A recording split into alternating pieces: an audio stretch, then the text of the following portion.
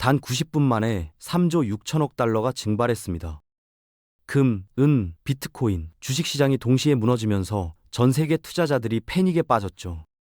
그런데 이 폭락 우연이 아닙니다. 중요한 경제 지표 발표를 앞두고 누군가 치밀하게 계획한 시나리오였습니다.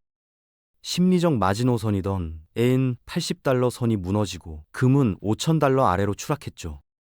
미국 동부 시간 오전 11시 마치 시스템 붕괴 버튼을 누른 것처럼 모든 시장이 동시에 무너지기 시작했습니다. 과거의 법칙은 이미 무너졌고 거대 자본의 알고리즘이 숫자를 조작하는 위험한 시대가 왔습니다.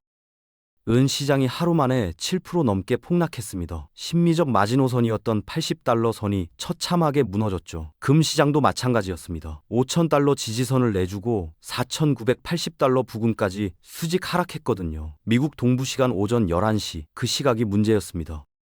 마치 누군가 시스템 붕괴 버튼을 누른 듯 전 시장이 동시에 무너지기 시작했으니까요. 디지털 그로 불리는 비트코인도 예외는 아니었습니다. 66,000달러 아래로 밀려나며 하락 추세에 합류했죠. 숫자로 보면 더 충격적입니다. 금 시장에서만 1조 3,400달러가 증발했고 은 시장에서는 4천억 달러가 사라졌습니다. S&P 500과 나스닥 같은 주식 시장도 직격탄을 맞았죠. 총 1조 2천억 달러 이상의 시가총액이 단숨에 증발했습니다. 이건 단순한 조정이 아니었습니다. 귀금속부터 암호화폐, 주식까지 모든 걸 동시에 타격한 거대한 금융 쓰나미였죠. 이번 폭락의 정확한 원인을 단정하기는 어렵습니다. 하지만 가장 유력한 가설은 컴퓨터 알고리즘에 의한 연쇄 매도였죠. 인간이 아닌 기계들이 동시에 매도 버튼을 눌렀다는 겁니다. 또 다른 시나리오도 있습니다. 갑작스러운 유동성 위기에 직면한 대형 기관들이 현금 확보를 위해 모든 자산을 투매했을 가능성이죠. 어떤 이유에서든 급하게 현금이 필요했던 겁니다. 미국 국채 시장에서 발생한 급격한 자금 이탈도 한몫했습니다. 이게 전체 시장의 변동성을 더욱 부추기는 촉매제가 됐거든요. 시장의 공포를 나타내는 빅스 지수를 보면 심각성이 드러납니다. 15.3% 급등하며 심리적 불안 수치인 20포인트를 돌파했죠. 이 변동성 지수의 상승 속도는 현재 시장 참여자들이 느끼는 불안감이 극도에 달해 있다는 걸 수치로 증명합니다. 공포가 공포를 부르는 악순환이 시작된 겁니다. 여기서 정말 기묘한 현상이 나타납니다. 서구 시장의 은 가격은 76달러였는데 상하이 시장에서는 88.6달러였거든요. 무려 11달러 이상 차이가 났습니다. 이게 뭘 의미하냐면 서구의 종이 자산 가격은 조작으로 폭락했지만 동양의 실물 자산 가치는 견고하게 유지되고 있다는 거죠. 금 대비 은의 비율도 이상했습니다. 하루 만에 61에서 64.23으로 급등했거든요. 은이 금보다 훨씬 더 큰 타격을 입었다는 증거였죠. 그런데 실물 시장으로 가면 더 황당한 일이 벌어집니다. 은을 팔 때는 시세보다 한참 낮은 가격을 받아야 하는데 막상 사려고 하면 막대한 프리미엄을 지불해야 하거든요. 소량 구매는 물론이고 500온슨 이상 대량으로 살 때도 마찬가지입니다. 온스당 약 7.69달러의 추가 비용을 내야 할 정도로 실물 수요는 강력했죠. 종이 시장에서는 가격이 폭락했는데 실물 시장에서는 구하기가 더 어려워진 겁니다. 이게 바로 조작의 증거입니다. 이번 폭락의 타이밍을 보면 우연이라고 보기 힘듭니다. 동양의 거대 매수 세력인 상하이 금 거래소가 춘절 연휴로 8일간 휴장하기 직전에 터졌거든요. 서구 금융 세력이 동양의 저가 매수세가 유입될 수 없는 유동성 공백기를 노린 겁니다. 교묘하죠. 게다가 소비자 물가지수 발표를 앞두고 있었습니다. 내부 정보를 입수한 세력이 선제적으로 대규모 자금을 움직였을 가능성이 큰 거죠. 과거 데이터를 뒤져보면 패턴이 보입니다. 동양 거래소가 쉴 때마다 서구 시장에서 귀금속 가격이 인위적으로 억눌리는 일이 반복됐거든요. 한두 번이 아니었습니다. 이건 단순한 우연이 아니라 치밀하게 계산된 날짜에 실행된 금융전쟁의 일환이라고 봐야 합니다. 동양의 강력한 매수 세력이 없는 틈을 타서 시장을 공략하고 값싼 가격에 실물을 쓸어 담는 거죠. 그들에게 이번 폭락은 위기가 아니라 기회였던 겁니다. 은 상장 지수 펀드, 그러니까 SLV를 보면 조작의 메커니즘이 보입니다. 이 펀드가 실제 순자산 가치보다 낮은 가격으로 거래되고 있거든요. 월가의 대형 은행들은 이걸 이용합니다. 저렴해진 SLV 주식을 대량으로 매수하는 거죠. 그리고 이걸 실물음으로 교환합니다. 이게 핵심입니다. 이렇게 확보한 실물은은 어디에 쓰냐? 바로 자신들이 보유했던 공매도 포지션을 청산하는 데 사용합니다. 시장을 왜곡시키는 거죠. 여기에 더 고도의 기술이 결합됩니다. 스푸핀이라는 기법인데요. 거래량 없이 가격을 인위적으로 누르는 겁니다. 대량 매도 주문을 걸어놓고 실제로는 체결하지 않는 식이죠.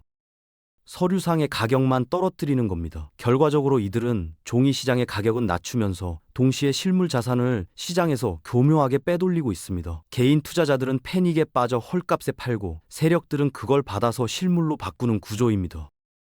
차트를 보면 기술적인 저항선이 명확했습니다. 150시간 지수 이동 평균선이 강력한 저항선으로 작용하며 가격 상승을 막았거든요. 가격이 이 선을 뚫지 못하자 컴퓨터 알고리즘들이 움직이기 시작했습니다. 이걸 약세 신호로 감지하고 기계적인 매도를 시작한 거죠. 인간이라면 망설일 수도 있는데 기계는 망설이지 않습니다. 그리고 결정타가 날아왔습니다. 지지선이었던 74달러가 무너진 겁니다. 그 순간 수많은 자동 매매 프로그램들이 동시에 손절매 물량을 쏟아냈죠. 하락이 또 다른 매도를 부르는 파괴적인 연쇄 반응이 일어났습니다. 인간의 감정이 배제된 기계적 매도는 공포를 증폭시켰거든요. 74달러 붕괴 이후 시장에는 새로운 공포가 퍼졌습니다. 다음 지지선인 64달러까지 열려 있다는 거였죠. 그 사이에 아무것도 없다는 공포가 시장 전반을 지배하게 됐습니다. 알고리즘이 만든 폭락이었던 겁니다. 미국 달러 패권의 상징 포트녹스 금고 얘기를 해야겠습니다. 과연 그 안에 금이 정말 있을까요? 시장의 의구심이 점점 커지고 있거든요. 포트녹스는 역사적으로 독립적인 감사를 단 한 번도 받지 않았습니다. 미국 경제에서 가장 불투명한 영역 중 하나로 남아있죠. 왜 감사를 안 받을까요? 의심스럽지 않습니까? 일각에서는 이런 주장을 합니다. 현재의 종이 금과 A인 가격 누르기는 실제 금속의 부족함을 감추기 위한 정부 차원의 연막 작전이라는 거죠. 만약 금고가 비어 있다는 사실이 밝혀지면 어떻게 될까요? 실물 금을 가진 자가 규칙을 만든다는 원칙에 따라 달러 신뢰는 즉시 붕괴할 겁니다. 전문가들은 3월경을 주목하고 있습니다. 공매도 세력의 파산과 함께 애윤 시장에서 역사적인 숏 스퀴즈가 발생할 가능성이 있다는 거죠. 공매도 세력이 실물을 구하지 못해 파산하고 가격이 폭등하는 시나리오입니다. 진실은 곧 드러날 겁니다. 연방 정부와 달러 시스템에 대한 불신이 확산되고 있습니다. 그래서 개별주 정부들이 독자적인 행동에 나섰죠. 대표적인 곳이 텍사스주입니다. 텍사스는 주민들이 퇴직 계좌를 통해 실물 금과 은으로 거래할 수 있는 독자적인 주화 발행과 통화 시스템 구축을 선언했거든요. 연방 달러가 아닌 자체 화폐 시스템을 만든 겁니다. 플로리다를 비롯한 다른 주들도 동참하고 있습니다. 연방준비제도의 법정 화폐 의존도를 줄이기 위한 움직임이죠. 이게 뭘 의미하냐면 중앙은행이 찍어내는 종이돈이 아닌 실물 자산만이 진정한 부를 지켜줄 수 있다는 믿음이 미국 내부에서 확산되고 있다는 겁니다. 미국 본토 내에서 근본 위제와 유사한 시스템으로의 회귀를 준비하는 역사적 사건이 진행 중입니다. 연방 정부를 믿지 못하겠다는 거죠. 각 주가 알아서 살 길을 찾기 시작한 겁니다. 미국의 분열이 실물 자산을 중심으로 진행되고 있습니다.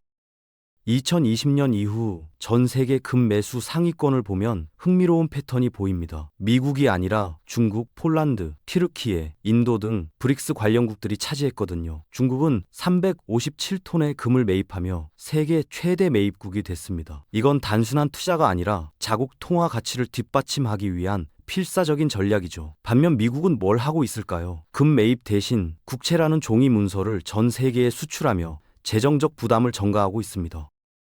빚을 팔고 있는 겁니다. 전 세계 불확실성 지수는 팬데믹 당시에 2배를 넘어섰습니다. 사람들은 이제 달러보다 실물 자산을 더 안전하게 여기기 시작했죠. 경제의 판도가 이동하고 있다는 명확한 증거들이 포착되고 있습니다. 서양의 종이 자산에서 동양의 실물 자산으로 말이죠. 중국은 금을 사고 미국은 빚을 팝니다. 누가 미래를 준비하고 있는지 명확하지 않습니까? 힘의 균형이 바뀌고 있습니다. 밀턴 프리드먼의 연필 이야기를 아십니까? 수천 명의 자발적 협력으로 유지되는 자유시장은 가격이라는 신호에 의해 작동합니다. 그런데 정부가 인플레이션을 잡기 위해 인위적으로 가격을 통제하면 어떻게 될까요? 끓는 주전자 뚜껑을 벽돌로 누르는 것만큼 위험한 일이죠.